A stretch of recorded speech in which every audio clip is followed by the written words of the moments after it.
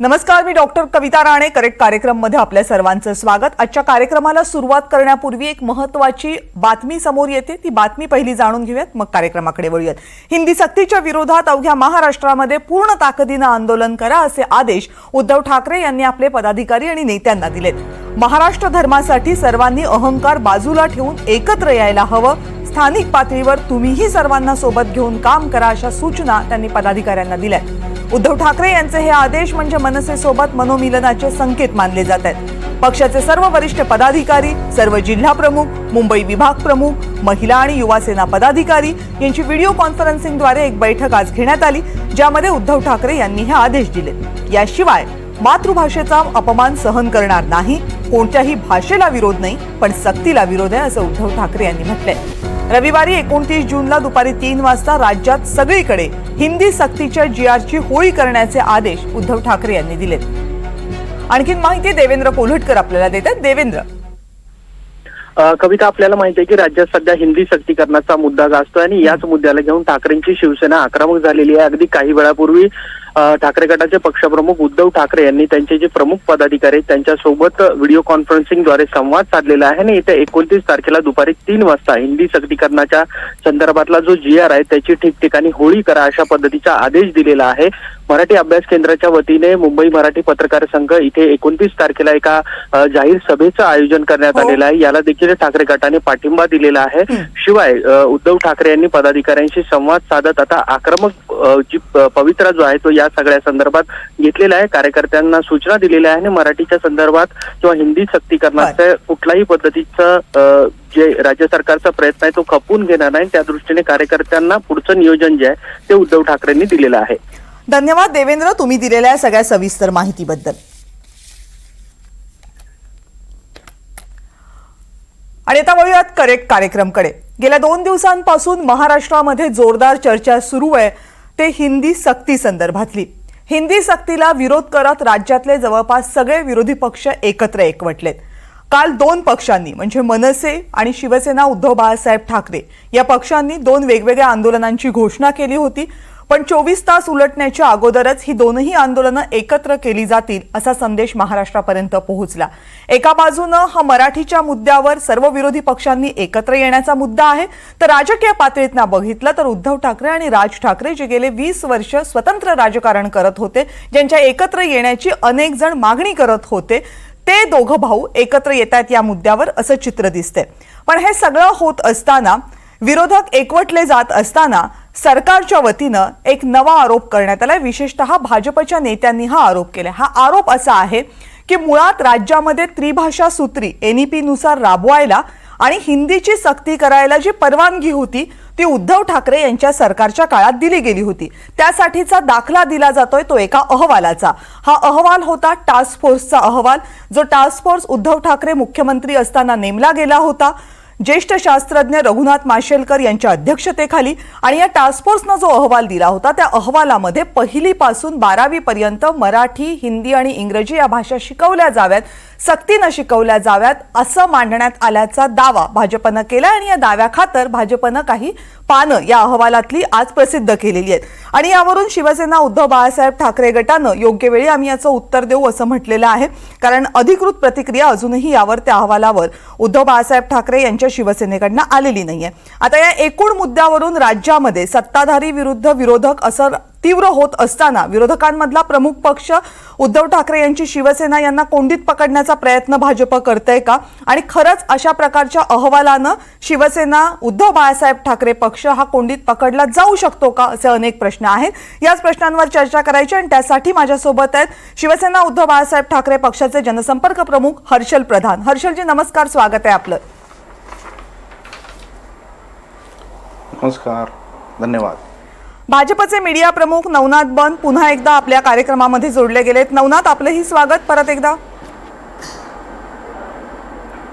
आणि शिक्षण तज्ञ माधव सूर्यवंशी या चर्चेमध्ये सहभागी होत आहेत. माधव सर, आपलंही स्वागत. नमस्कार मॅडम. बर, सुरुवातीला नवनाथ, आज तुम्हीच एक ट्विट केलंय आणि त्या ट्विटमधनं 2-3 पानं त्या अहवालाची काही गोष्टी अधोरेखित करून तुम्ही सांगितलेलं आहे की उद्धव ठाकरे यांच्या काळामध्ये हा निर्णय घेतला गेला होता. काय नेमकं तुम्हाला सांगायचं आहे, मुद्दा काय आहे?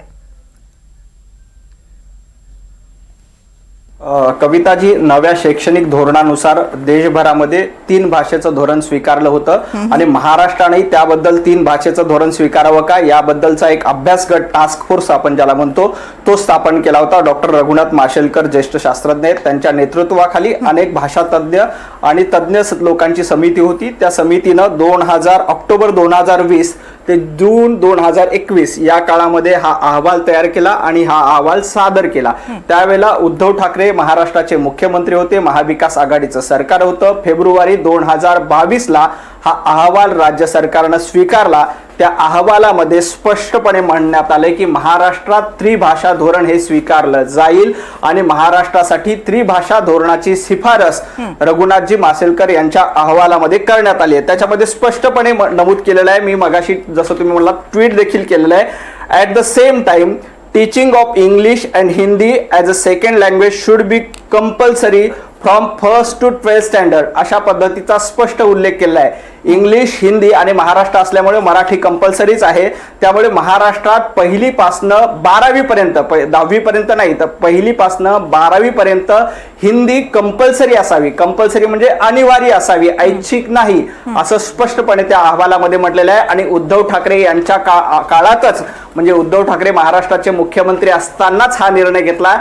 दुर्दैवाची गोष्ट अशी आहे की ज्या उद्धवजी ठाकरे यांच्या नेतृत्वात ही शिफारस स्वीकारली, तेच उद्धव ठाकरे आता फक्त आणि फक्त राजकारणासाठी हिंदीच्या विरोधामध्ये आंदोलन करतायत. भारतीय जनता पार्टीच्या सरकारने कुठेही हिंदी सक्ती केलेली नाही. हिंदी ही ऐच्छिक भाषा आहे. आपल्याला हिंदी शिवाय दुसरी कुठलीही भाषा स्वीकारता येणार आहे. तरी देखील हिंदी विरोधात भुई थोपटण्याचं काम, साफ आहे म्हणून भुई थोपटण्याचं काम उभाटा गटाने केलेलं आहे. उद्धव ठाकरे हे अनेक वेळेला वेगवेगळ्या मुद्द्यावर त्यांनी युटर्न घेतलेला आहे. हा आणखी एक युटर्नचा नमुना, उदाहरण उद्धव ठाकरे यांच्या माध्यमातून देतं. मला वाटतं उभाटा गटाला हिंदीच्या विरोधात आंदोलन करण्याचा अजिबात अधिकार नाही आणि त्यांनी त्या उद्याच्या आंदोलनातून माघार घ्यायला हवी. बर, ठीक आहे. हर्षल प्रधान आपल्याकडे आहेत. हर्षलजी, आता मला सांगा की मला वाटतं हे सगळं तुम्हीही वाचलेलं असेल. काय भूमिका होती तुमच्या पक्षाची तेव्हा, किंवा त्यांनी या अहवालावर काही भूमिका घेतली होती का? कवितेताई, सगळ्यात प्रथम मी तुम्हाला सांगू इच्छितो की तुम्ही मगाशी इंट्रोडक्शन करताना असं म्हटलं की शिवसेना उद्धव बाळासाहेब ठाकरे पक्षाने या नवनाथ बंग यांचे जे ट्विट होतं, जे फेक नरेटिव्ह, त्यांची जी स्टाईल आहे बीजेपीची, ते जे त्यांनी सकाळी केलं त्याच्यावर आपली भूमिका दिली नाही. परंतु मी तुम्हाला सांगू इच्छितो की मी स्वतः त्याच्यावर ट्विट केलं आणि त्या बातम्या पण सर्व प्रसार माध्यमांनी दाखवल्या. मग माझी चूक झाली, कारण मी नवनाथजींचा अभ्यास जो आहे तो त्यामध्ये ते म्हणाले होते की उद्धव ठाकरे यावरची भूमिका स्पष्ट करतील, त्या अनुषंगाने म्हटलं होतं. तुम्ही जर ट्विट केलं असेल तर माझ्या नजरेतनं ते सुटलंय. दिलगिरी नाही, काय हरकत नाही. उद्धवजींच्या मार्गदर्शनाखालीच आम्ही सगळे काम करत असतो. त्याच्यामुळे त्यांनी जसं मार्गदर्शन केलं त्या पद्धतीने त्या गोष्टी मी माझ्या ट्विटमधनं मांडल्या. नवनाथजींचे विशेष आभार याच्यासाठी की आज पुन्हा एकदा बीजेपी कशा पद्धतीने फेक नरेटिव्ह सेट करतं हे त्यांनी दाखवून दिलं. जे कागद ते दाखवता आहेत बघा, मुख्यमंत्री म्हणून आपण जेव्हा काम करत असतो तेव्हा अनेक विषय माननीय मुख्यमंत्र्यांच्या समोर येत असतात. त्याच पद्धतीने हे जे धोरण होतं ते राष्ट्रीय शैक्षणिक धोरण NEP 2020 असं ते आहे. त्याच्या अंमलबजावणीच्या संदर्भात ऑक्टोबर 2020 मध्ये ज्येष्ठ शास्त्रज्ञ डॉक्टर रघुनाथ माशेलकर यांच्या अध्यक्षतेखाली 19 सदस्यीय टास्क फोर्स स्थापन केली आणि ती टास्क फोर्स जी होती ते माशेलकरांचं जे त्याच्यामधलं प्रभुत्व आहे त्या अनुषंगानेच त्यांच्या नेतृत्वाखाली ती टास्क फोर्स माननीय उद्धव साहेबांनी त्यावेळेला नेमली होती. जेव्हा माननीय मुख्यमंत्री एखादी टास्क फोर्स नेमतात तेव्हा त्या टास्क फोर्सचा जो काही अहवाल असतो तो त्यांनी स्वीकारणं हा तो कार्याचा एक भाग असतो. त्यांनी त्या संपूर्ण विषयाचा अभ्यास केला आणि त्यांनी आपले जे काही त्याच्यामधली मतं होती ती सगळी मतं मांडणारा एक अहवाल माननीय मुख्यमंत्र्यांच्या हातामध्ये दिला. तो त्यांनी स्वीकारला. ते स्वीकारणं आणि त्याच्यातले ज्या काही सूचना आहेत त्या सूचनांची अंमलबजावणी करणं ह्याच्यामध्ये काही कालावधी असतो. त्या कालावधीचा पूर्ण अभ्यास करून माननीय मुख्यमंत्री आपल्या मंत्रिमंडळ सदस्यांसमोर तो अहवाल ठेवतात.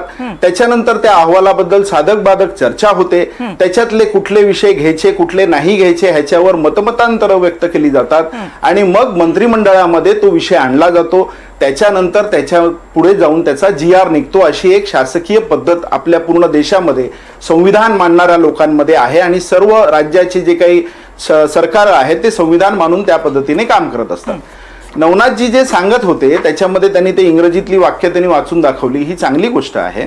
माझ्याकडे एक त्यावेळेचं एक कागद आहे ज्याच्यामध्ये असं म्हटलं आहे की टास्क फोर्सने दिलेल्या ज्या काही सूचना होत्या त्या सूचनांचा अभ्यास करून मंत्रिमंडळ जी समिती आहे त्याच्यावर विचार करेल आणि त्यांच्या ज्या काही सूचना आहेत त्या स्वीकारायच्या किंवा पुढे कसं जायचं त्याबद्दलचा निर्णय घेईल. जेव्हा माननीय मुख्यमंत्री पदावर उद्धव साहेब कार्यरत होते त्यावेळेला त्यांनी महाराष्ट्रामध्ये अनेक चांगले विषय चांगले उपक्रम करण्याचा प्रयत्न केला. तेच न बघवल्यामुळे भारतीय जनता पार्टीने त्यांचं सरकार जे आहे ते पाडलं हे सर्वांना माहिती आहे. त्या इतिहासामध्ये आता मी जात नाहीये. कविताताई त्या इतिहासामध्ये मी जात नाही. परंतु त्याच्यानंतर काय झालं त्या एखाद्या विषयाचा GR काढणं आवश्यक असतं. तो GR त्यावेळेला आम्ही काढला नाही. होत्या की नव्हत्या त्याचा काही GR निघाला होता का? शासन निर्णय झाला होता का? शिफारस तेच मी सांगतोय ताई. त्यावेळेला आम्ही तो GR काढलेला नव्हता. ओके.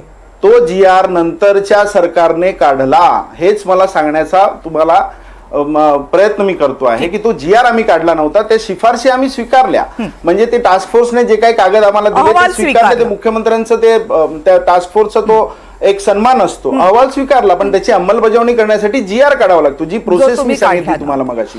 तर तो GR आम्ही काढला नव्हता. तो नंतरच्या सरकारने काढला. आणि मग तो जर काढला नसेल तर मग उद्धव ठाकरे युटर्न घेतात असं म्हणणं कितपत योग्य आहे हे विचारावं लागेल. पण त्या अगोदर माधव सूर्यवंशीजी या सगळ्या मुद्द्याबद्दलची तुमची प्रतिक्रिया. नमस्कार मॅडम. नमस्कार. वास्तविक पाहता पहिलीपासून हिंदी भाषा हा जो मुद्दा आहे गेली 2 महिने राज्यामध्ये वेगवेगळ्या पातळ्यावर गाजत आहे. नवीन शैक्षणिक धोरणाचा उल्लेख आता दोन्ही माननीय वक्त्यांनी केला. पण नवीन शैक्षणिक धोरणामध्ये कुठेही तिसरी भाषा हिंदी म्हणून ती पहिलीपासून लागू करावी असं म्हणलेलं नाहीये. असं कुठेच म्हणलेलं नाहीये. बरोबर. उलट नवीन शैक्षणिक धोरणामध्ये जे भाषाविषयक धोरण आहे नवीन शैक्षणिक धोरणातलं त्यामध्ये असं म्हणलेलं आहे की मातृभाषेला महत्व द्यावं. मग मातृभाषा असेल, मातृभाषेच्या बोलीभाषा असतील, प्रादेशिक बोली असतील यांना महत्व देऊन ती मातृभाषा अधिक सक्षम कशी होईल. कारण मातृभाषा ही मुलांच्या रोजच्या जगण्यातली भाषा असते. बरोबर. आणि त्या भाषेतून जर आपण शिक्षण मुलांना दिलं तर ते मुलं चांगल्या रीतीने ग्राह्य करतील, घेतील आणि चांगल्या रीतीने त्यांचा शैक्षणिक विकास होईल. बरोबर. हे सर्वसामान्य याला काही एक्सपर्ट असण्याची गरज नाहीये. ते बालमानसशास्त्रज्ञ तज्ञ सांगतील, राजकीय तज्ञ सांगतील, सगळे तज्ञ सांगतील. महाराष्ट्राला मराठीला NEP मध्ये तर असा उल्लेख कुठेही नाहीये. नंतर राज्य अभ्यासक्रम आराखड्याचा त्यांनी उल्लेख केलेला. राज्य अभ्यासक्रम आराखड्याच्या सुरुवातीच्या मीटिंग मध्ये सुद्धा तो आराखडा जर तुम्ही काढून बघितला ना त्याचं भाषाविषयक जे धोरण आहे त्या भाषाविषयक धोरणाच्या सुरुवातीच्या काळामध्ये भाषाविषयक धोरणामध्ये पहिलीपासून 2च भाषा सांगितलेल्या. एक म्हणजे इंग्रजी आहे आणि आपली मातृभाषा मराठी आहे. तिसरी भाषा हा नंतर घुसवलेला मुद्दा आहे. तिसरी भाषा नंतर घुसवलेला मुद्दा आहे. आता खरं तर तो शैक्षणिक मुद्दा आहे. राजकीय करण्याची काहीच गरज नाही. साधा विषय हो. आमची पहिलीची मुलं आहेत ना माझ्या शाळेतली, दुसऱ्याच्या शाळेतली, त्यांना एकदम अशा 3 भाषेचं ओझं कशाला देताय तुम्ही? शिक्षण तज्ञ म्हणून तुम्ही मांडताय ते मुद्दे खरे आहेत. मातृभाषेतनं शिक्षण दिलं गेलं पाहिजे. हिंदीचं ओझं लादताय का असा प्रश्न आहे आणि अनेक शिक्षण तज्ञ हा प्रश्न विचारतात. पण तुम्ही जरी खेद व्यक्त करत असलात तरी बऱ्याच अंशी हा मुद्दा राजकीय झालाय हे नाकारता येत नाहीये. राजकीय करण्याची गरज नाहीये पण ते झालंय. कारण भाषा हा असा विषय नाहीये की तो राजकारण विरहित आपल्याला पाहता येईल. नवनाथ, आता या प्रश्नाचं उत्तर आम्हाला हवंय की जर फक्त अहवाल स्वीकारला गेला तर याचा अर्थ शिफारसी सुद्धा स्वीकारल्या गेल्या, त्या लागूही केल्या गेल्या असं होत नाही. GR तर मग उद्धव ठाकरे यांच्या सरकारनं काढला नव्हता, तो तर आत्ताच्या भाजप सरकारनं, महायुती सरकारनं काढलाय. मग उद्धव ठाकरे युटर्न घेतायत असा आरोप भाजपकडनं का होतोय? कविताजी, ज्या पद्धतीनं नव्या शैक्षणिक धोरणानुसार 3 भाषेचं सूत्र हे लागू केलं होतं आणि त्याच्यामध्ये प्रत्येक राज्य सरकारला त्याबद्दलचे अधिकार दिले होते की तुम्हाला कशा पद्धतीने निर्णय द्यायचा. काही राज्यांनी 3री पासून केलं, काही राज्यांनी 4थी पासून केलं. महाराष्ट्राने त्याबद्दल एक चांगला उपक्रम केला की एक टास्क फोर्स स्थापन केली. ती ऑक्टोबर 2020 साली डॉक्टर रघुनाथ माशेलकरजी यांच्या नेतृत्वाखाली, अध्यक्षाखाली, आणि त्यांनी जी शिफारस केली होती की महाराष्ट्रामध्ये 3 भाषा ह्या कंपल्सरी शिकवल्या जाव्या आणि त्या टास्क फोर्स उद्धव ठाकरे असताना त्यांनी स्वीकारल्या आणि त्यानंतर त्या टास्क फोर्सच्याच मार्गदर्शक तत्वाअंतर्गत पुन्हा राज्य सरकारने निर्णय घेतला की महाराष्ट्रामध्ये 3 भाषा आपण स्वीकारल्या पाहिजे आणि त्याबद्दलची अंमलबजावणी आदरणीय देवेंद्रजी मुख्यमंत्री असताना करण्यात आली आणि त्याबद्दलचा GR देखील भारतीय जनता पार्टीच्या नेतृत्वात देवेंद्रजी फडणवीस यांच्या नेतृत्वातील सरकारने केला. याच्यामध्ये सुरुवातीला आपण हिंदी भाषा अनिवार्य केली होती कारण याच्यामध्ये टास्क फोर्सने तशा पद्धतीचं रिकमेंडेशन दिलं होतं. परंतु आपल्याला माहिती आहे की वेगवेगळ्या स्तरातून त्यावर आक्षेप घेतला, वाद झाला. त्याच्यानंतर आपण हिंदी ही भाषा न म्हणता पर्यायी 3री भाषा कुठलीही शिकता येईल अशा पद्धतीचा निर्णय घेतला. एवढंच नाही तर पूर्वी 5वी ते 10वी हिंदी भाषा कंपल्सरी होती, अनिवार्य होती, तोही आपण रद्द केला आणि आता 5वी ते 8वी अशा पद्धतीचं हिंदीचं कुठेही अनिवार्यता किंवा सक्तीची आहे असं अजिबात नाही. त्यामुळे जर का हिंदी सक्तीच नसेल तर त्याच्याबद्दल अशा पद्धतीचं आंदोलन करण्याचा अधिकार आहे का? मुळामध्ये उद्धवजी ठाकरे यांच्या नेतृत्वातील टास्क फोर्सने याबद्दलचं रिकमेंडेशन केलं होतं आणि उद्धव ठाकरे यांनी ते स्वीकारलं होतं. म्हणजे किमान उद्धवजी ठाकरे यांनी ते वाचलं असेल. अर्थात त्या काळामध्ये आपल्या सगळ्यांना कल्पना आहे की उद्धवजी ठाकरे यांना वेळ नव्हता, ते घरातच बसून राहायचे, निम्मा वेळ त्यांचा कोमट पाणी आणि या सगळ्यामध्ये जायचा. त्यामुळे कदाचित उद्धव ठाकरे यांनी वाचलं नसेल असं मला वाटतंय. परंतु ठीक आहे, आपण उद्धव ठाकरे यांनी वाचलं नसेल नवनाथ असं मान्य करूयात. नवनाथ आपण मान्य करूयात की उद्धव ठाकरे यांनी कदाचित वाचलं नसेल. एक मिनिट नवनाथ, ही एक मिनिट नवनाथजी, ही जी पान आहेत, एक मिनिट नवनाथजी, तुमचा मुद्दा पूर्ण झालेला आहे ना. नवनाथजी, तुमचा मुद्दा पूर्ण झालाय. आता एक प्रश्न तर विचारू देत ना. बोलू माझा मुद्दा, मला अजून 30 सेकंद हवे. नाही, मला 30 सेकंद हवेत अजून. तुम्ही विचारलेल्या प्रश्नाचं उत्तर द्यायचंय की उद्धवजी ठाकरे आता जर का आंदोलन करत असेल तर ती निव्वळ ढोंगबाजी आहे आणि नौटंकी आहे. फक्त निवडणुका जिंकण्यासाठी आणि मराठी माणसाची दिशाभूल करण्यासाठीचा हा प्रयत्न आहे. बर, आता आपण तुम्ही जी ट्विट केलेली जी पानं आहेत त्याच्याकडे येऊयात. त्या पानांमध्ये तुम्ही जे हायलाइट केलेलं आहे, जो मुद्दा तुम्ही वाचलात, तो क्रमांक 2चं रेकमेंडेशन आहे. पण हे रेकमेंडेशन करताना हा जो अहवाल आहे, हा अहवाल काय सांगतो? हा अहवाल यासाठी नाहीये की राज्यामध्ये हिंदी सक्ती का व्हावी. हा अहवाल हे सांगतोय की राज्यातल्या शाळांची परिस्थिती काय आहे. मी पूर्ण अहवाल वाचलेला नाही, तुमचीच पानं फक्त वाचते. त्या पानांमध्ये असं लिहिलंय की या महाराष्ट्रातली 80% मुलं ही विना अनुदानित खासगी शाळांमध्ये इंग्रजी माध्यमांमध्ये शिकतायत. शहरातलं प्रमाण भयावह आहे, ग्रामीण भागाची वाढ त्याच दिशेनं चालू आहे. जी आकडेवारी या अहवालात दिली ती 2018ची आहे. आपण 2025 मध्ये बोलतोय. आतापर्यंत राज्यातली 80% पेक्षा जास्त मुलं ही इंग्रजी माध्यमात शिकतायत. जर आपल्याला नवीन शैक्षणिक धोरण NEP लागू करायचं असेल तर NEPचा पहिला आणि महत्वाचा मुद्दा हा आहे की सर्व मुलांचं शिक्षण हे मातृभाषेतून झालं पाहिजे आणि जर मातृभाषेतून शिक्षण व्हायचं असेल तर त्यासाठी प्रयत्न करायला हवा. या अनुषंगानं नवनाथ हा अहवाल आहे. यातलं फक्त एक पॅराग्राफ मी वाचून दाखवते, मग आपण पुढे बोलूयात. So if the recommendation of the new education policy of teaching in Marathi is to be followed, म्हणजे जर मराठीमध्ये शिकवण्याचं न्यू एज्युकेशन पॉलिसीचा मुद्दा मान्य करायचा असेल, पूर्ण पुढे न्यायचा असेल, which will reverse the present mega shift towards self-finance English medium school. This means that the expansion of schools under 2013 Self-Finance School Act needs to be restricted and definite policy and steps are necessary to promote teaching in Marathi in higher education institution. याचं सोपं मराठीमध्ये translation एवढंच आहे की जर तुम्हाला राज्यामध्ये मराठीत NEP नुसार शिकवायचं असेल तर तुम्हाला कायदे बदलावे लागतील. ज्या शाळा इंग्रजी शाळा म्हणून आज पुढे आलेल्या आहेत, सेल्फ फायनान्स आहेत, त्या सरकारकडनं मदतही घेत नाहीये, त्या शाळा तुम्हाला मराठीमध्ये आणाव्या लागतील. हे सगळं आपण केलंय का? हे सगळं न करता फक्त आपण 1ली ते 4थीला हिंदी शिकवण्यावर ठाम असू तर मग त्या NEPच्या मूळ उद्देशालाच हरताळ फासला जातोय. आता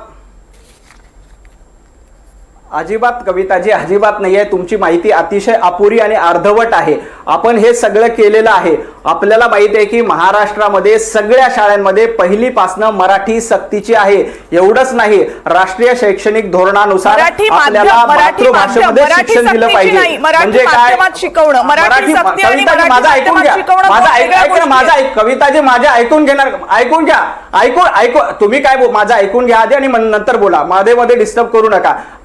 शैक्षणिक धोरणानुसार मराठी भाषा ही सक्तीची केलेली आहे आणि मराठी माध्यमामध्ये मातृभाषेमध्ये मराठीमध्ये शिक्षण मिळालं पाहिजे याबद्दल नवीन राष्ट्रीय धोरणामध्ये त्याबद्दलची तरतूद केलेली आहे. आणि आपण महाराष्ट्रामध्ये देवेंद्रजी फडणवीस यांच्या नेतृत्वातील सरकारने उच्च शिक्षण म्हणजे मेडिकल असेल, इंजिनिअरिंग असेल, या शाखांचं शिक्षण सुद्धा मराठीमध्ये आणि मातृभाषेमध्ये झालं पाहिजे यासाठी प्रयत्न सुरू केले. पुण्यातल्या काही कॉलेजमध्ये त्याबद्दलची प्रायोगिक तत्वावर अंमलबजावणी देखील केली जाते. आपल्याला मेडिकल आणि इंजिनिअरिंगचं शिक्षण देखील मराठीमध्ये दिलं जातंय, हे आपण आधी माहिती घ्यावी. नवीन राष्ट्रीय शैक्षणिक धोरण सातत्यानं मातृभाषेमध्ये आणि त्यातही महाराष्ट्रामध्ये मराठीमध्ये शिकवलं पाहिजे यासाठी प्राधान्य देतं आणि त्याचे प्रयत्न हे फक्त आणि फक्त भारतीय जनता पार्टीच्याच सरकारने केलेत, इतर कुणीही केलेले नाहीत. आज जे मराठीचा गळा काढून मराठीबद्दल मोर्चे काढण्याची भाषा करतायत, या सगळ्या लोकांचं दुटप्पी धोरण आहे. एका बाजूला मुंबई पुण्यामधली सगळी विद्यार्थी 3-3, 4-4 भाषा पहिलीपासून शिकत आहेत, परंतु महाराष्ट्रातल्या ग्रामीण भागातला विद्यार्थी मात्र फक्त 2च भाषा शिकतोय, त्यांना तिसरी भाषा शिकायचा अधिकार नाही. हे समान न्याय नाही आहे. जर का मुंबई पुण्यामधले विद्यार्थी 3 भाषा 4 भाषा शिकत असतील तर माझ्या ग्रामीण भागातला शेतकऱ्यांचा मुलगा सुद्धा 3 भाषा शिकू शकतो आणि त्याला तो अधिकार आहे. तो अधिकार देवेंद्रजी फडणवीस यांच्या सरकारने दिलाय. कम ऑन, हा अधिकार कुणी मागितला नव्हता. पण आता हर्षलजी आणि सर, मी तुमची थोडीशी माफी मागते आणि अजून एक प्रश्न नवनाथजींना विचारते आणि मग तुमच्याकडे पुन्हा येते. नवनाथजी, मला असं वाटतं ना, तुम्ही ही जी पानं ट्विट केली आहेत ना, ती तुम्ही तुमच्या सोयीनुसार वापरता. कारण आता तुम्ही आम्हाला हे सांगताय की आम्ही मराठीमधनं मेडिकल आणि इंजिनिअरिंग शिकवतो. हा अहवाल काय सांगतो?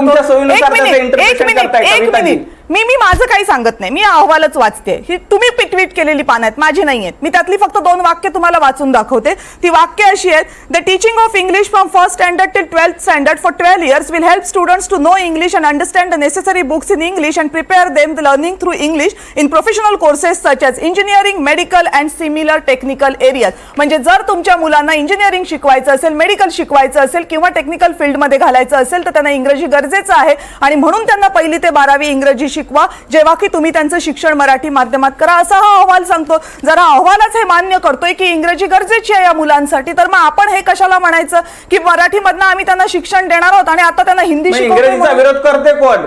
कविताजी, किती म्हणजे कसं आर्ग्युमेंट करता तुम्ही, मला खरंच क्यू येते तुमची. आपला इंग्रजीचा विरोध आहे, इंग्रजी आणि याचा विरोध आहे हा विषय आहे का? आपल्याला इंग्रजी बद्दल ऑब्जेक्शनच नाही, इंग्रजी ही शिकलीच पाहिजे याबद्दल आपण सगळ्यांचं एकमत आहे. इंग्लिश ही शिकलीच पाहिजे, परंतु मराठीमध्ये नाही, सोयीनुसार नाहीये. तुम्ही गफलत करताय. आपला आज इंग्रजी सक्तीचा विषय आहे का किंवा इंग्रजी शिकायची का नाही याबद्दल आर्ग्युमेंट आहे का? इंग्रजी ही आंतरराष्ट्रीय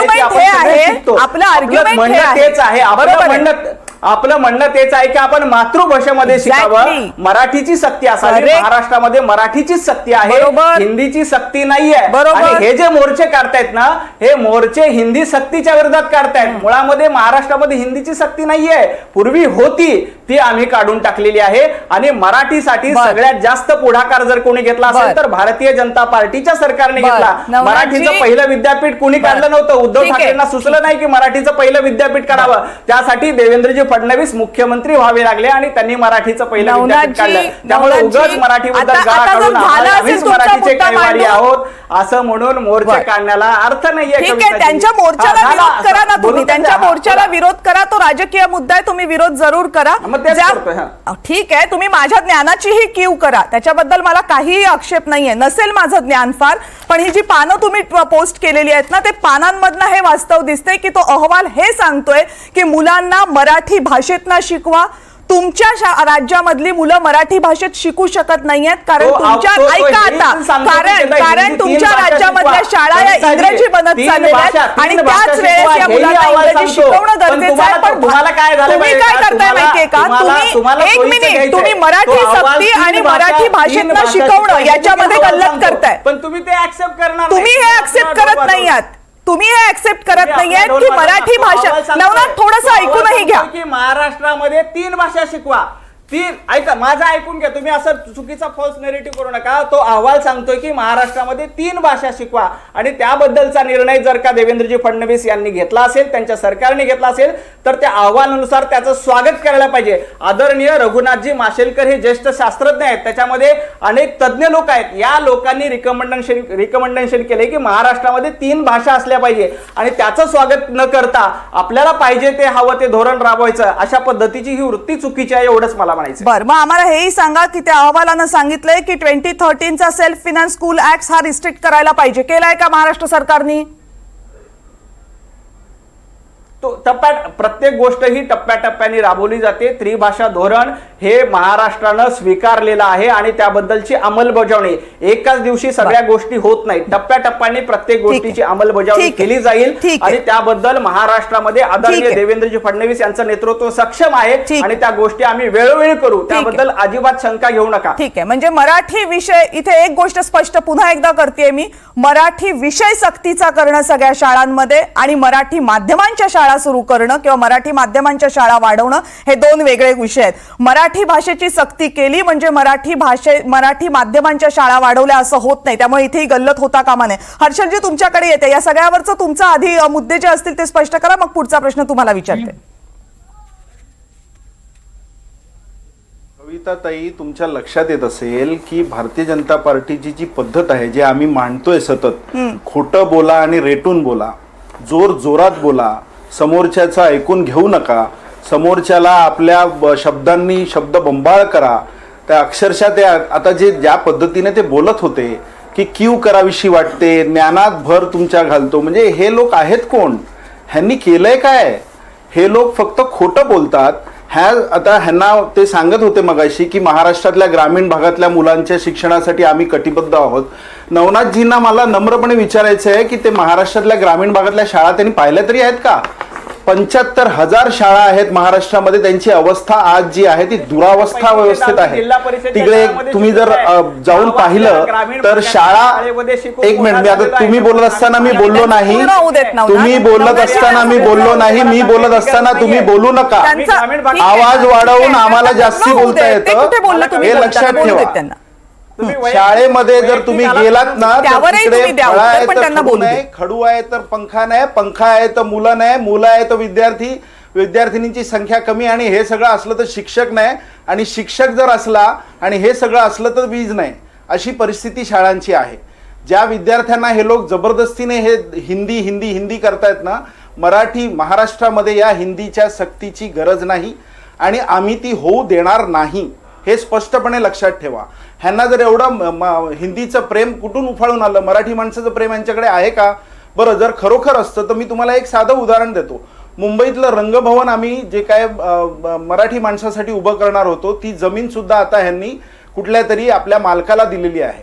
आता ते आम्हाला जाहीरपणे बोलता येत नाही की हे सरकार कोणासाठी काम करते, कारण ते शेवटी कसं आहे की हे सरकारचे जे धोरण आहे ना, ते सर्वसामान्य माणसाला छळायचं, त्याच्या जमिनी घ्यायच्या आणि आपल्या मालकांना द्यायच्या, हेच धोरण आहे. हिंदी सक्ती ह्यांनी जी आणलेली आहे ती कशासाठी आणली आहे? ह्यांचे सर्वोच्च नेते काय म्हणतात की इंग्रजीला आपण आता विसरून जाऊ. कशासाठी विसरून जाऊ? देशाची, जगाची भाषा इंग्रजी आहे, मराठी भाषा ही मातृभाषा आहे.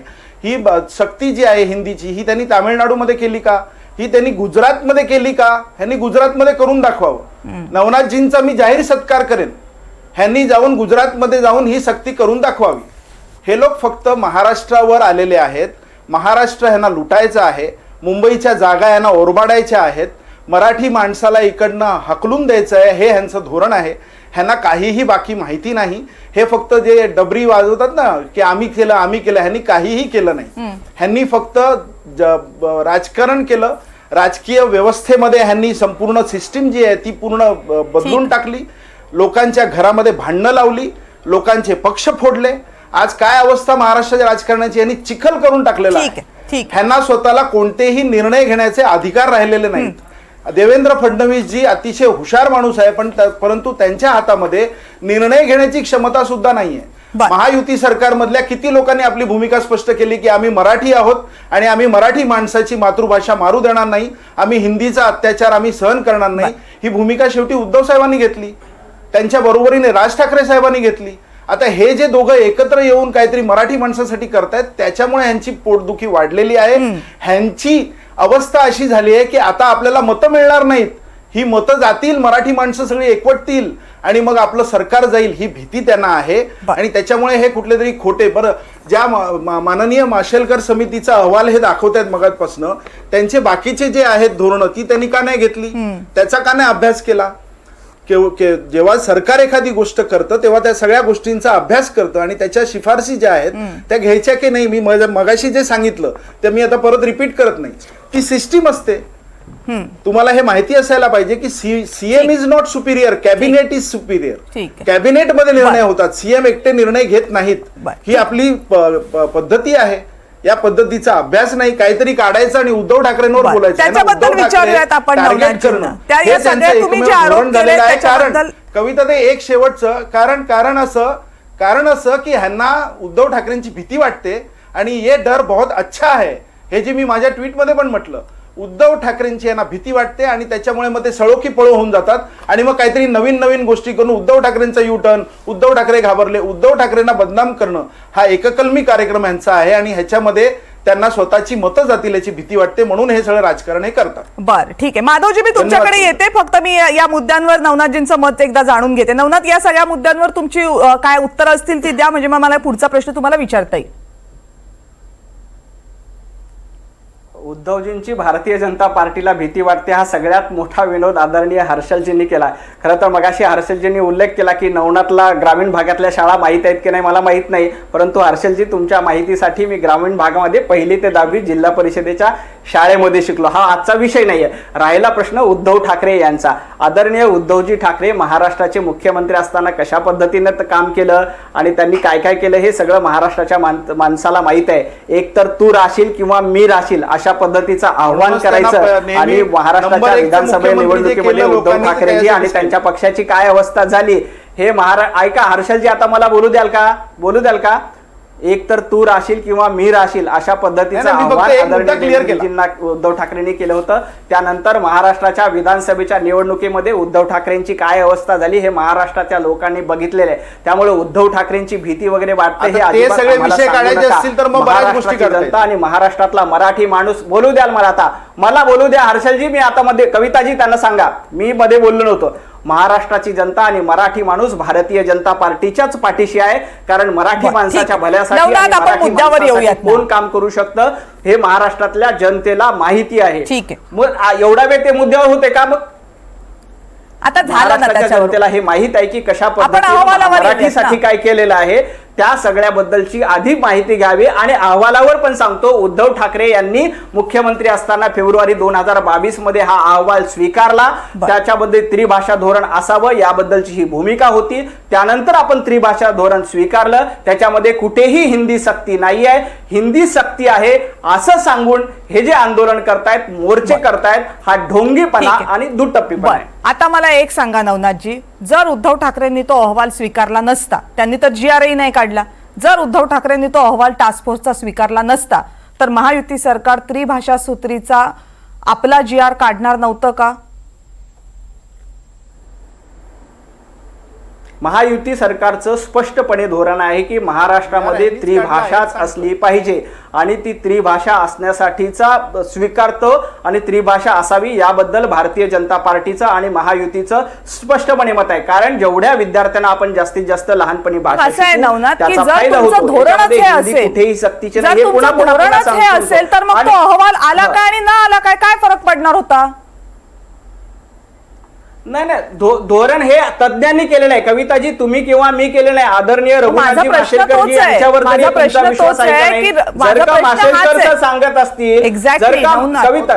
हा बरोबर आहे, रघुनाथ माशेलकरांनी जर हा अहवाल दिला नसता तर महायुतीचं सरकार, भाजपचं सरकार यांचा त्रिसूत्रीचा आग्रह नाहीये का? दुसऱ्या तज्ञ कमिटीने ऐका ना, जर त्यांनी दिला नसता तर दुसऱ्या ऑलरेडी NEP मध्ये ऑलरेडी अशा पद्धतीचं त्रिभाषा धोरण करा अशा पद्धतीचं रिकमेंडेशन आहे. त्याच्यानंतर याबद्दलची भूमिका ठरवण्यासाठी टास्क फोर्स नेमला. आता टास्क फोर्स ग्रेट आहेत का आपण ग्रेट आहोत? जर का आदरणीय रघुनाथजी माशेलकर यांच्यासारखे ज्येष्ठ शास्त्रज्ञ सांगतायत की महाराष्ट्रामध्ये 3 भाषा शिकवल्या पाहिजे, ते जर का आपण स्वीकारत असेल तर त्याला विरोध का करायचा? तर फक्त येणाऱ्या काळामध्ये मुंबई महापालिकेची नवनाथ, निवडणूक माझा आहे आणि प्रश्न पुन्हा मुंबई तोच आहे ना. आपल्या हाती जाईल. माझा प्रश्न आपण पुन्हा तोच मराठीचे आहे. कैवारी आहोत अशा आपण मराठीचे कैवारी आहोत हे दाखवून देण्याचा प्रयत्न उद्धव ठाकरेजींचा आहे. परंतु उद्धवजी ठाकरे तुम्ही त्याच्यामध्ये यशस्वी होणार नाहीत, कारण नवनाथजी तुम्ही उद्धव ठाकरेंना विरोध करा, तो तुमचा अधिकारच आहे, तुम्ही ते केलं पाहिजे. सत्ता पक्ष आणि विरोधकांनी एकमेकांच्या विरोधामध्ये आपापले मुद्दे मांडले पाहिजे, त्याच्याबद्दल आक्षेप असण्याचं काही कारण नाहीये. मुद्दा इतकाच आहे की हे एवढं सरळ आहे का की जर रघुनाथ माशेलकरांनी अहवाल दिला नसता, टास्क फोर्सने अहवाल दिला नसता तर आम्ही काही केलं नसतं, आम्ही एवढ्यासाठी त्या टास्क फक्त त्या टास्क फोर्सच्या आधारावर हा GR आहे का? म्हटलेलंच नाहीये कविताजी, आम्ही असं म्हटलेलंच नाहीये. आम्ही उद्धव ठाकरेंच्या दुट्टप्पी, आजची चर्चा काय, विषय काय, उद्धवजी ठाकरे यांनी हा निर्णय घेतला का नाही, तर आम्ही उद्धवजी ठाकरे यांच्या दुट्टप्पीपणावरच बोलणार. पण मग असं आहे की पण असं आहे नवनाथजी, पण आता ते म्हणतायत ना, आता याचं उत्तर द्या की नवनाथजी त्यांना जर लागूच करायची असती त्यांनी GR काढला असता, सगळी प्रक्रिया पूर्ण केली असती, ती त्यांनी नाही केली. म्हणजे त्यांना राबवायचं असतं तर त्यांनी ती शिफारस मान्य करून GR काढला असतं. GR तर तुमच्या सरकारने काढला. त्यांचं सरकारच राहिलेलं नाहीये, त्याच्यानंतर त्यांचं सरकारच राहिलेलं नाहीये. गोष्टी कळत नाहीये, ते फक्त त्यांचं टार्गेट फक्त कसं आहे की उद्धव ठाकरेंना सरकारच राहिलेलं नाहीये, त्यामुळे त्यांना तो अधिकारच नव्हता. फेब्रुवारी 2022 मध्ये हे मग जर त्यांचं सरकारच राहिलं नाही, जर त्यांना अधिकारच नव्हता, जर म्हणजे असं आहे नवनाथजी, याचा अर्थ असा होतो की जर त्यांचं सरकारच राहिलं नाही, एक मिनिट ऐका ना, एक मिनिट, जर त्यांचं सरकारच राहिलं नाही, जर त्यांनी GRच काढला नाही, जर त्यांचं सरकार राहिलं नाही, जर त्यांनी GR काढला नाही तर त्यांची भूमिका त्रिसूत्रीची होती, हे तुम्हाला कोणी सांगितलं? हे अहवाल सांगतो, अहवाल स्वीकारला होता उद्धव ठाकरे यांनी. GR काढला नव्हता स्वीकारण्याबद्दल एवढं सांगावं. GR काढला नव्हता, GR काढला नव्हता. उद्धवजी ठाकरे GR काढायला वेळच नव्हता त्यांच्याकडे, आपल्याला माहितीये. उद्धवजी ठाकरे यांनी हा अहवाल वाचला होता का नाही? रघुनाथजी माशेलकर यांच्या समितीने जे रिकमेंडेशन केले होते ते त्यांनी स्वीकारले होते का नाही एवढं सांगावं. धोरणात्मक निर्णय त्यांना रिकमेंडेशन स्वीकार करून त्याच वेळेला झाला होता आणि त्याची अंमलबजावणी भारतीय जनता पार्टी आणि महायुतीच्या सरकारनं केलेली आहे. त्यामध्ये मध्ये बराच काळ गेला, परंतु कसं होईल नवनाथ, जी प्रोसेस आहे तीच जर पूर्ण नाही झाली तर तुम्ही त्यांना कसं म्हणता की त्यांनी ते स्वीकारलं म्हणून?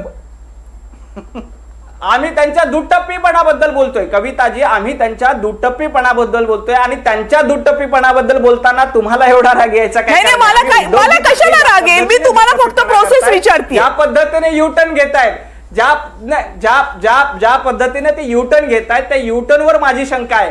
एका बाजूला उद्धवजी ठाकरे आपल्या मुलांना, आपल्या नातवांना हिंदी भाषेमध्ये, इंग्रजी भाषेमध्ये शिकवणार, परंतु महाराष्ट्राच्या मुलांनी मात्र 2च भाषा शिकलं पाहिजे अशा पद्धतीचा आग्रह करणार. ही जो दुटप्पीपणा आहे ना, याला आमचा नाही. हर्षलजी हे वेगळं, हे भलतीकडे नाही म्हणता येणार. हर्षलजी हे भलतीकडे नाही म्हणता येणार. हर्षलजी हे भलतीकडे, हा मुद्दा त्यांचा व्हॅलिड आहे, हा मुद्दा व्हॅलिड आहे की जर सगळ्या नेत्यांची मुलं ही चांगल्या महागड्या शाळांमध्ये जात असतील, त्यांना उत्तम शिक्षणाची व्यवस्था होत असेल आणि इतर मुलांच्या शिक्षणाच्या बाबतीमध्ये मात्र राजकारण होत असेल तर हा मुद्दा पूर्णपणे नवनाथ यांचा इनव्हॅलिड म्हणता येणार नाही. हर्षलजी पण याच्यात राजकारण असं आहे कविता ताई, मला सांगा याच्यात राजकारण काय आहे? सगळं सुरू आहे. शिक्षण कोणी कुठे घ्यावं? एक मिनिट, आता नीट ऐकून घ्या. आमच्याशिवाय दुसरं शिक्षण कोणी कुठे घ्यावं? एक मिनिट ना नवनाथ, आता त्यांना बोलू देत ना. नवनाथ प्लीज त्यांना बोलू देत. नवनाथ त्यांना बोलू देत. आपल्याला काय करायचं आहे? आपल्याला प्रत्येक विद्यार्थ्यापर्यंत शिक्षण पोहोचवणं आणि शिक्षण कंपल्सरी करणं गरजेचं आहे. शासनाचं धोरण काय असायला पाहिजे? जो शासन करता आहे त्याचं धोरण हे पाहिजे की प्रत्येक गरीबातल्या गरीब माणसाला आपल्याला शिक्षण मिळालं पाहिजे, विद्यार्थ्यांचं शिक्षण झालं पाहिजे, गरीबाकडे सुद्धा शिक्षणाची गंगा पोहोचली पाहिजे. ते शासकीय धोरण म्हणून ते राबवत आहेत की नाहीत एवढाच विषय आहे. त्यांची मुलं कुठे शिकली? मग ते मराठी आता ती इंग्रजी शाळेत शिकली, मान्य आहे. ते मराठी चुकीचं बोलतात का? मराठी चांगलं बोलतात की नाही? आज तुम्हाला माहिती आहे का महाराष्ट्रातल्या मुंबईतल्या शाळांमधली काय अवस्था आहे? मुंबईतल्या मराठी घरांमध्ये तुम्ही जाऊन बघा नवनाथजी, मुंबईतल्या मराठी घरांमध्ये तुम्ही गेलात, त्यांची मुलं जर इंग्रजी शाळेत शिकत असतील तर त्यांना धड मराठी लिहिता वाचता येत नाही. ही परिस्थिती आहे. त्या लहान मुलांवर तुम्ही हिंदीची सक्ती करताय. ज्यांना इंग्रजी शाळेमध्ये इंग्रजीचं शिक्षण प्राधान्याने दिलं जातं, मराठीचं दिलं जातं, त्यांना मराठी धड लिहिता वाचता येत नाही, त्यांना तुम्ही हिंदी शिकवणार. मराठीमध्ये ऱ्हस्व हा हिंदीमध्ये दीर्घ असतो. असे अनेक छोट्या छोट्या गोष्टी आहेत. त्याच्यामध्ये कानामात्राचा फरक असतो. पूर्णविराम हा मराठीमध्ये असतो तर हिंदीमध्ये दंड असतो.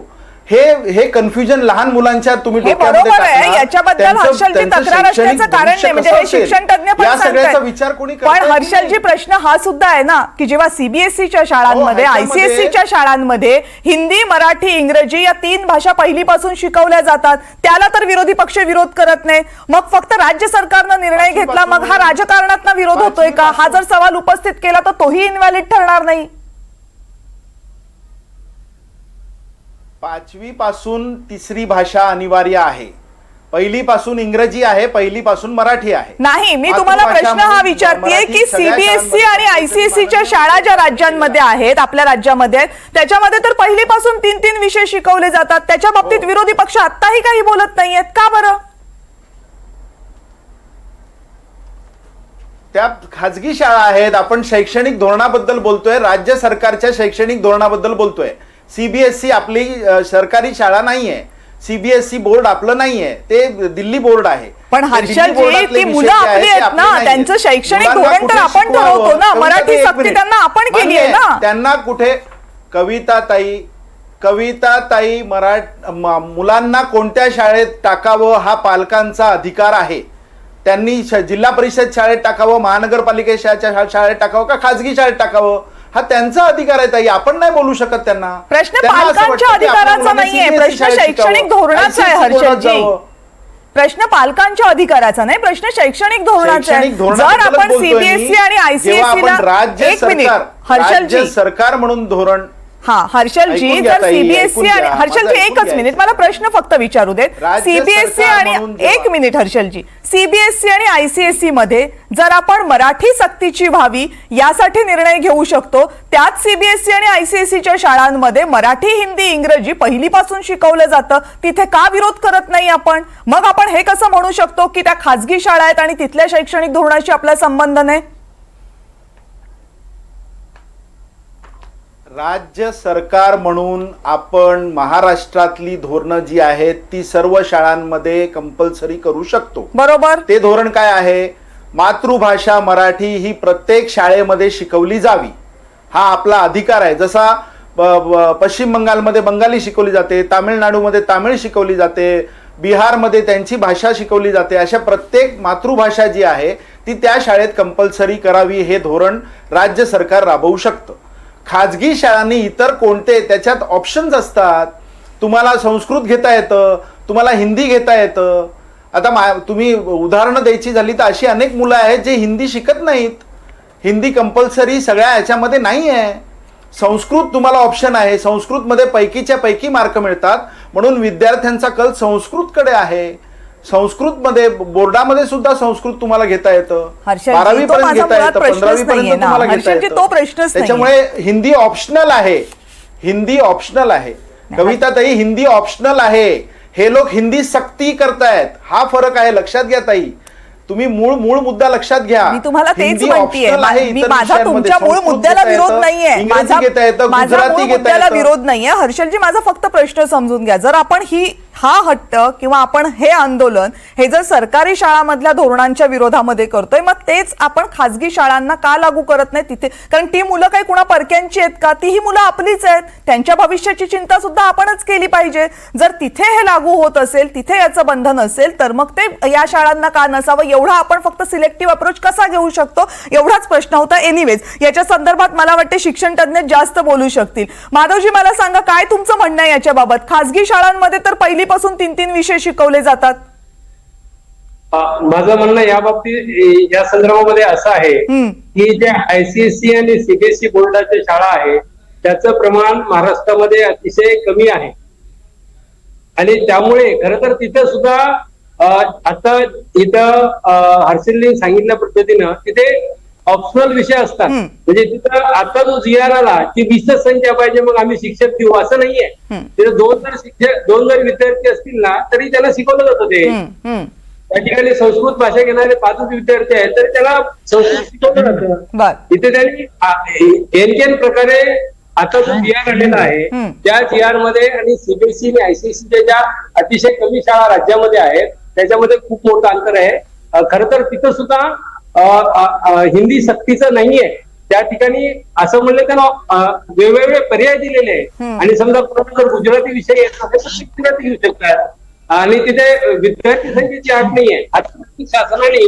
जो जीआर काढलेला आहे त्यामध्ये विद्यार्थी संख्येची अट आहे आणि ही अट सगळ्या महत्वाची आहे आणि या अटीमुळे हिंदी भाषा सक्तीची होते आहे आणि ती शिकणं सक्तीचं होणार आहे याला साधारणपणे विरोध आहे ठीक आहे पर्याय जर दिले तर त्या पद्धतीने पर्याय ज्या पद्धतीने सीबीएसई आयसीएसई मध्ये पर्याय दिलेले आहेत तसे पर्याय इथे कुठे आहेत आणि महाराष्ट्रामध्ये शिकणारे बहुसंख्य मुलं हे महाराष्ट्र बोर्डात शिकतात दुसऱ्या राज्यासारखी महाराष्ट्राची अवस्था नाहीये 80% ते 90%चं प्रमाण आहे ते महाराष्ट्र बोर्डातल्या इंग्रजी आणि मराठी माध्यमामध्ये शिकणारी मुलं आहेत ही सगळी मुलं पहिलीपासून जर हिंदी केलं तर त्याचा ताण या मुलांवर वाढणार आहे आणि त्यामुळे पहिलीपासून हिंदी करणं हे चुकीचं आहे राजकीय भूमिका काही असू दे खरं तर मला जीव वाटते या राजकीय पक्षाची सगळ्या माझ्या मराठी शाळांमध्ये येऊन बघा इंग्रजी शाळा ज्या ग्रामीण भागातल्या शाळा आहेत ना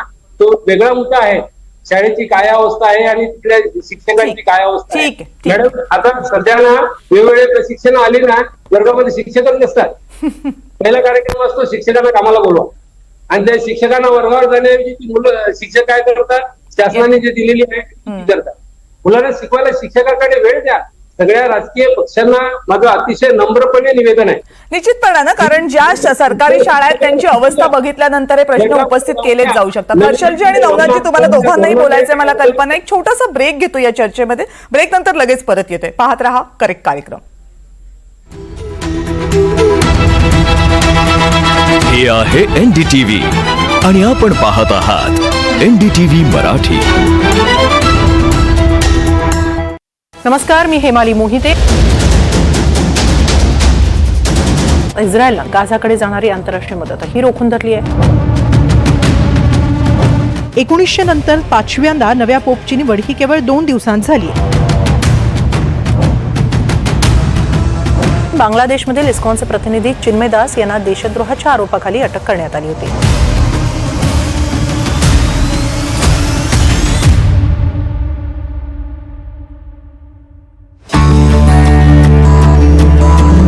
नमस्कार, गुड मॉर्निंग. मी ऋतुजा कदम. देश विदेश आणि राज्यातल्या महत्त्वाच्या घडामोडींवरती ब्रेकिंग 100 मधून बुलेटिन मध्ये गावाकडच्या महत्त्वाच्या बातम्यांचा वेगवान आढावा घेऊयात. महाराष्ट्रातील काही शहरांमधल्या महत्त्वाच्या बातम्यांचा वेगवान आढावा घेऊया. काही महत्त्वाच्या बातम्यांचा वेगवान आढावा घेऊया.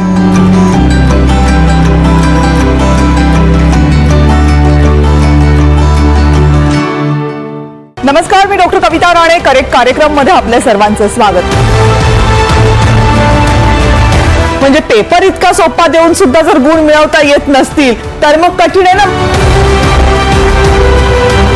लाडकी बहीण योजनेसाठी यातले पैसे वळवले जातात.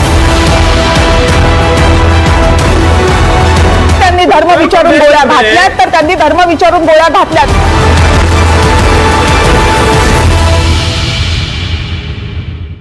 नमस्कार मी विनोद तळेकर. गेल्या 24 तासात सीमेवरील कारवायांना वेग आलाय. बालकांना फी पासून वाचवणारा कुणीच वाली नाही का? सरगुर राणा कशा पद्धतीनं आर्मी ऑफिसरचा दहशतवादी झाला.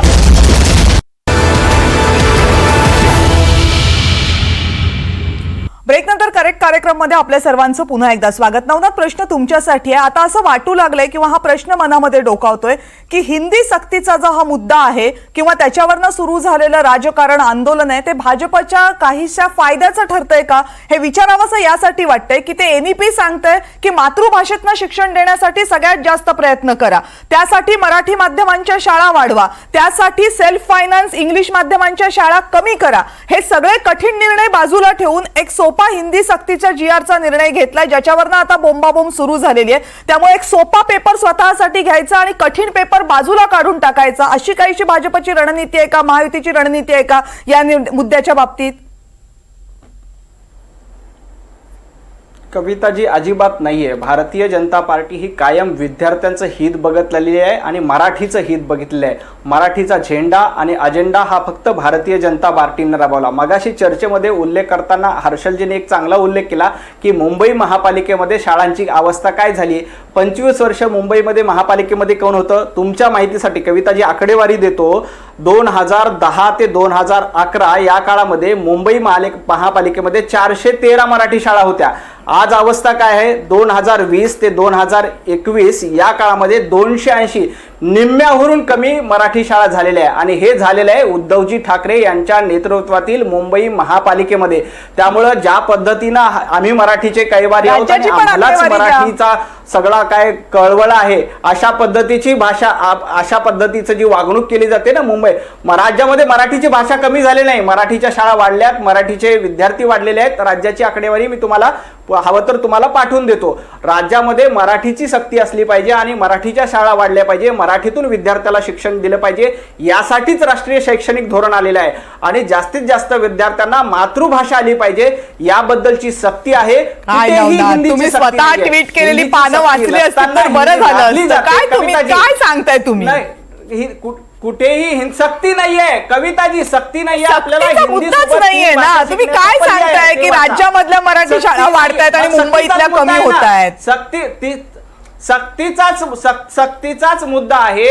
राज्यामध्ये कुठेही हिंदी सक्ती नाहीये, हिंदी पर्यायी भाषा आहे. आणि त्याच्यावर नाहीच आहे. मी तुमच्या त्या मुद्द्यावर आहे ज्याच्यात तुम्ही सांगताय की मुंबईमधली आकडेवारी देताय. राज्याबद्दल बोलूयात ना. राज्यामध्ये स्थिती मुंबईपेक्षा खूप चांगली आहे. मुंबईमध्ये आकडेवारी आम्हाला 2014 ते 2025 पर्यंत राज्यातल्या मराठी शाळांची आकडेवारी द्या. पाठवून देतो. तुमच्याकडे वेळ असेल तर मला 10 मिनिटं द्या, आपण याच डिबेट. नाही, मी तुम्हाला सांगते ना, हे तुम्ही ट्विट केलेले कागद आहेत ते सांगत नाहीये. आणि तुमचा माझ्याकडे नंबर आहे. ऐका ना, माझा तुमच्याकडे नंबर आहे, तुमचा माझ्याकडे. तुमच्या माझ्यातली माहितीची देवाणघेवाण होत राहील नवनाथजी. हे कागद नाही ना ते बोलत आहेत.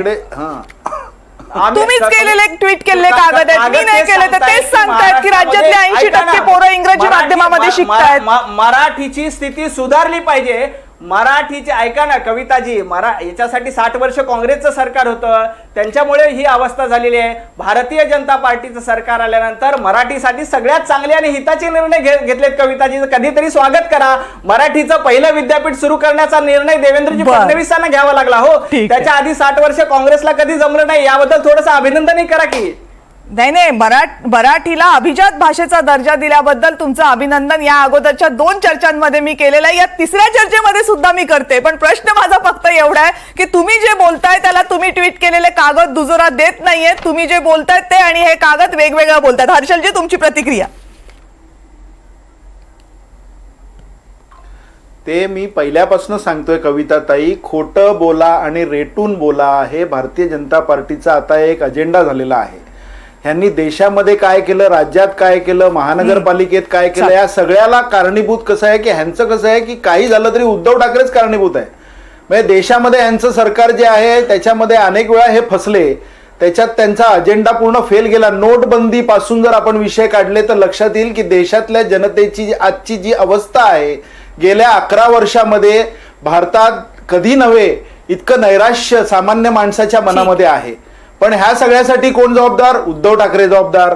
महाराष्ट्रामध्ये 2014 ते 2019 यांनी आमच्या सोबत सत्ता जी काय ती भोगली.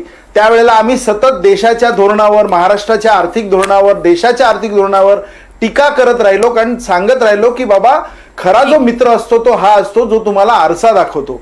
आम्ही मैत्री निभावली. ह्यांनी काय केलं? उद्धव ठाकरे जबाबदार, उद्धव ठाकरेंचं राजकारण संपवा, बोलण्याची वेळ नव्हे, हा मुद्दाच वेगळा आहे. हर्षदजी, तो मुद्दा नाही, त्याच्यासाठी आपण वेगळी चर्चा आयोजित करू, त्याच्यासाठी वेगळी चर्चा आयोजित करू. तो मुद्दा नाही. मुद्दा हा आहे की मराठीचं काय झालं. मुद्दा हा आहे की मराठीच्या नावावर किंवा मराठीच्या मुद्द्यावर राजकीय नेते किंवा विरोधी पक्षातले नेते एकत्र येतात का याच्याबद्दल तक्रार असण्याचं कारण नाहीये. पण हे सगळं होत असताना मूळ मराठीचा मुद्दा बाजूला राहतोय का?